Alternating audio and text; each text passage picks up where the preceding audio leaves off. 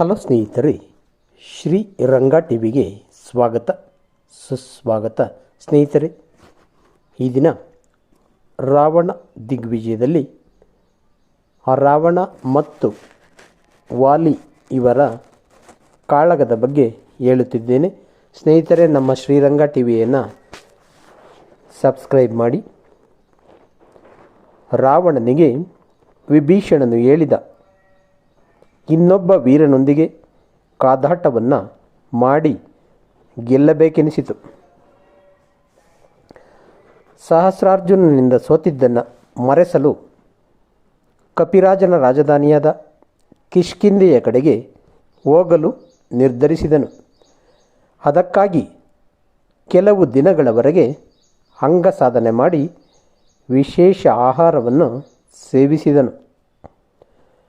ಸಹಸ್ರಾರ್ಜುನನಿಂದ ಘೋರ ಅಪಮಾನವಾಗಿದ್ದನ್ನು ನೆನಪಿಸಿಕೊಂಡ ಪ್ರಹಸ್ತ, ಕುಂಭಕರ್ಣ, ಮೇಘನಾದ ಇವರೆಲ್ಲರೂ ಕಿಷ್ಕಿಂಧೆಯ ಮೇಲಿನ ಆಕ್ರಮಣವನ್ನು ಮನಸಾರೆ ಬಯಸಿರಲಿಲ್ಲ.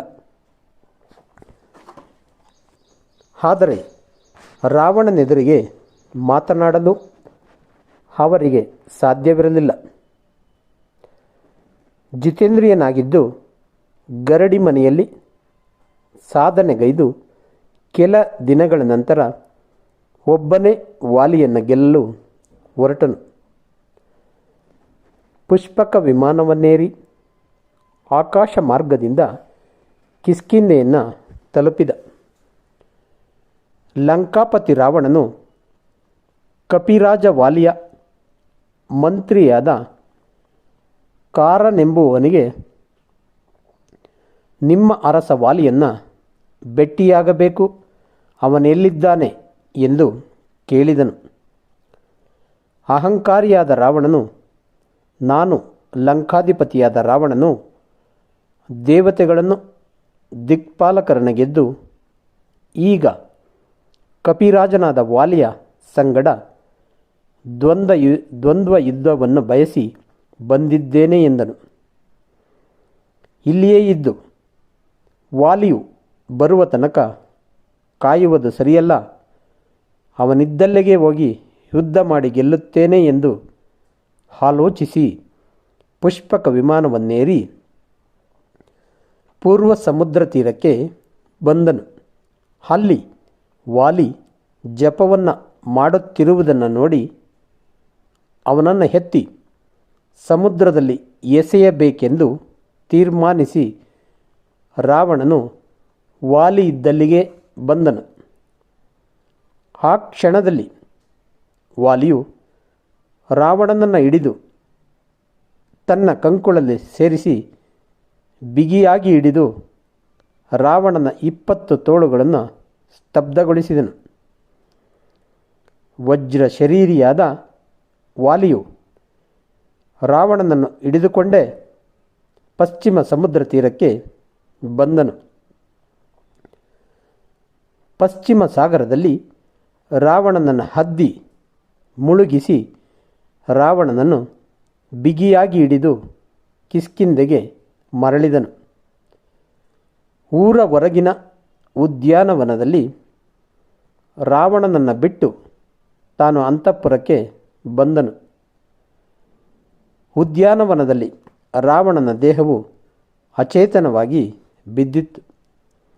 ವಾಲಿಯು ಅಂತಃಪುರದಲ್ಲಿದ್ದ ಪತ್ನಿ ತಾರಾಳೊಂದಿಗೆ ಷಡ್ರಸೋಪೇತವಾದ ಭೋಜನವನ್ನು ಮಾಡಿ ರಾವಣನ ಸ್ಥಿತಿಯನ್ನು ಕೇಳಿ ನಗಲಾರಂಭಿಸಿದನು. ಅನಂತರ ತನ್ನ ಪರಿವಾರದವರೊಂದಿಗೆ ಹೊರಗಿನ ಉದ್ಯಾನಕ್ಕೆ ಬಂದು ತಲೆಬಗ್ಗಿಸಿ ಕುಳಿತ ರಾವಣನನ್ನು ತೋರಿಸಿದನು. ವೈರಿಯಂತೆ ಯುದ್ಧಕ್ಕೆ ಬಂದ ರಾವಣನನ್ನು ಮಿತ್ರನಂತೆ ಮನೆಗೆ ಕರೆತಂದು ಮಂಗಳ ಸ್ನಾನ ಮಾಡಿಸಿದನು. ಪಕ್ವಾನ್ನಗಳನ್ನು ಊಟ ಮಾಡಿಸುತ್ತಾ 1 ತಿಂಗಳವರೆಗೆ ಉತ್ತಮ ರೀತಿಯಿಂದ ನೋಡಿಕೊಂಡನು. ವಾಲಿಯನ್ನು ಕುರಿತು ರಾವಣನು, ವೀರಾದಿ ವೀರನೇ, ನಿನ್ನ ಪರಾಕ್ರಮವನ್ನು ತಿಳಿಯದೆ ತಪ್ಪು ಮಾಡಿದೆ. ನಿನ್ನಂತಹ ಶಕ್ತಿವಂತರನ್ನು ನಾನು ಇದುವರೆಗೆ ನೋಡಿರಲಿಲ್ಲ, ಕ್ಷಮಿಸು ಎಂದು ಬೇಡಿಕೊಂಡನು. ವಾಲಿಯು ಪರಾಕ್ರಮೆಗೆ ಜಯ ಪರಾಜಯಗಳಿಂದ ಲಾಭವೇ ಆಗುವುದು. ಇಂದಿನಿಂದ ನೀನು ನಾನು ಮಿತ್ರರು ಎಂದು ಗೌರವಿಸಿ ಲಂಕೆಗೆ ಕಳಿಸಿದನು. ರಾವಣನಿಗೆ ಯುದ್ಧ ಮಾಡುವ ಉತ್ಸಾಹ ಪೂರ್ಣವಾಗಿ ಇಳಿದಿತ್ತು. ಲಂಕಾಧಿಪತಿ ರಾವಣನು ವಾಲಿಯೊಂದಿಗೆ ಯುದ್ಧಕ್ಕೆ ಬಂದವನು ತಿಂಗಳಾದರೂ ತಿರುಗಿ ಬರದಿದ್ದಾಗ ಮಂಡೋದರಿ ದುಃಖಿತಳಾದಳು.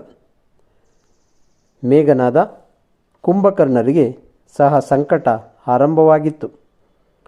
ಆ ಸಮಯದಲ್ಲಿ ಪ್ರಹಸ್ತನು ಬಂದು ವಾಲಿಯು ರಾವಣನನ್ನು ಹಿಡಿದು ಸಮುದ್ರದಲ್ಲಿ ಹದ್ದಿ ಉದ್ಯಾನದಲ್ಲಿ ತಂದು ಬಿಡುವ ತನಕ ಏನಾಯಿತೆಂಬುದನ್ನು ವಿವರಿಸಿ, ಈಗ ರಾವಣ ವಾಲಿ ಇಬ್ಬರು ಸ್ನೇಹಿತರಾಗಿದ್ದಾರೆ ಎಂದು ಹೇಳಿ ಎಲ್ಲರಿಗೂ ಸಮಾಧಾನ ಮಾಡಿದನು.